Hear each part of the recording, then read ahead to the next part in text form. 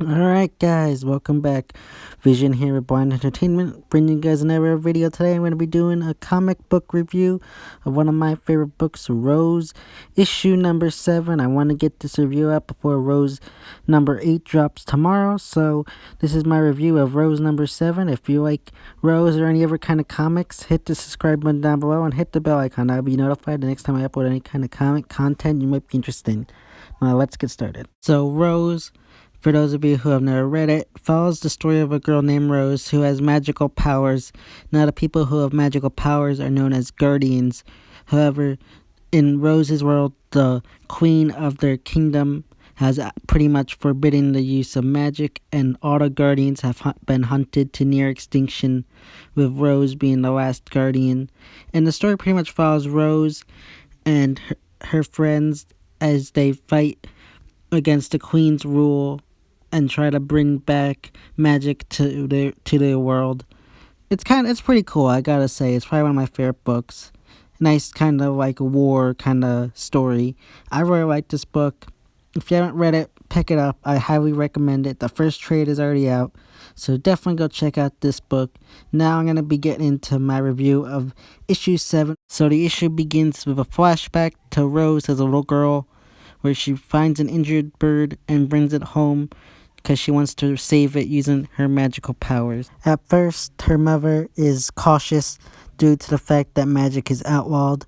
However, she changes her mind and allows Rose to bring the bird in so she can save it. So Rose saves the bird and names it and kind of keeps it as a pet. Then we get a flashback of Queen Drusilla as a young girl getting ready to marry someone who her father has arranged to marry her.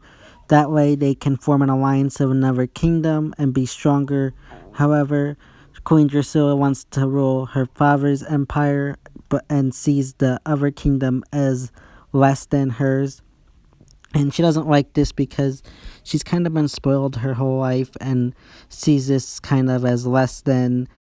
Next, we have a scene where Drusilla is kind of complaining to her brother about how she sees this as less than and doesn't want to go rule to another kingdom, and how it's not fair that he gets to rule their father's kingdom. And then her brother just kind of tells her to just grow up, kind of. She's gotten her way her entire life, and now she's just going to deal with it. This is what she's got to do for the good of their kingdom and form this alliance, even if she doesn't want to. Then we see Rose complaining to her kind of servant person, and the servant tells her, there is another way you could rule this kingdom. Because Rose is saying how she wishes she could run away and not marry the person her father wants her to marry. So her servant kind of proposes a way that she doesn't have to run away, but still could rule her father's kingdom.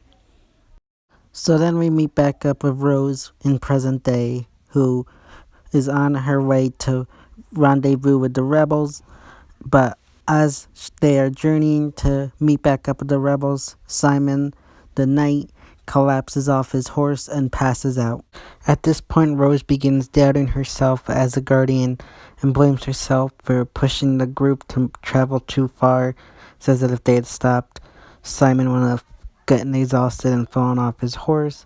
But Frone reassures her and says that she's learning her way as a guardian, and she'll learn how to be the right guardian over time, and that he believes in her pretty much, and that he is not stuck with her as she thinks he is, and that she'll eventually learn how to be the guardian that she is supposed to be.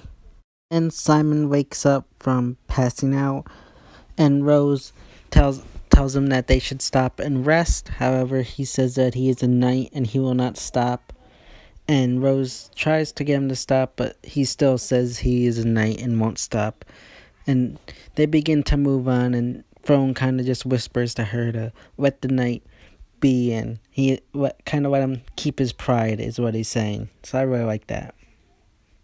So then, as they're traveling, Rose spots the bird that she saved in the flashback and decides to follow it. Then we meet back up with Will and the rest of the rebels after the Battle of Millhaven, and they're pretty much just recovering after the battle, kind of making plans how to move forward.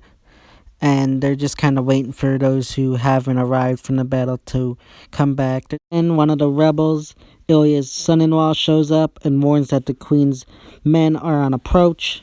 So Will gathers all his men and gets ready for a fight. However, it's just Bjark, I think that's how you pronounce his name, I'm not totally sure, and more rebels returning to the camp. And he informs Will of what happened to Ilya, and this just crushes Will. Then it is revealed that Ilya has been captured by the queen's forces and placed in a dungeon in her kingdom.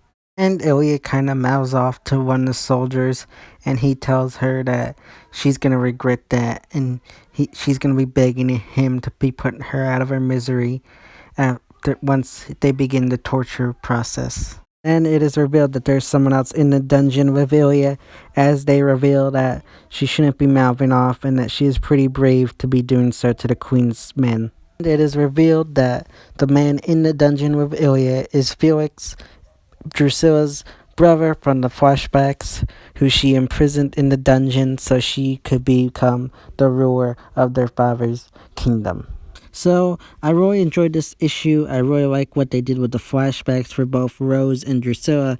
I like how they did those and kind of made them back to back, giving us a little bit more backstory on our hero and our antagonist. I like how they had Rose doubting herself as a guardian and Throne trying to reassure her that she'll be a great guardian one day. I really like the story of Simon and his relationship right now with Rose moving forward. I'm really excited to see how that goes. One thing I didn't like about Rose's story is the whole bird thing. I hope that has a meaning to it. I hope it's not just her running off chasing a bird. I feel like if it just ends up being that, it's going to be stupid. Make it have it be something where she ends up following the bird and it brings her back to her friends. I really hope that. I can't wait to see more of the rebels too. That's what I can't wait to see. I hope we get more scenes of them fighting the queen's forces. That's something I feel we didn't get enough of in the first arc. We got a little bit of it, but I feel like we need to get more of it. And as for Ilya, I really enjoyed that reveal at the end where Felix is in the dungeon with her. I wonder if he's going to help her escape and join the rebels in their fight against his sister. Alright guys, those are my thoughts on Rose issue number 7. If you like what you see, hit the subscribe button down below and hit the bell icon. That way you'll be notified the next time I upload any kind of comic content you might be interested in. This has been Vision with Blind Entertainment, and I will see you next time.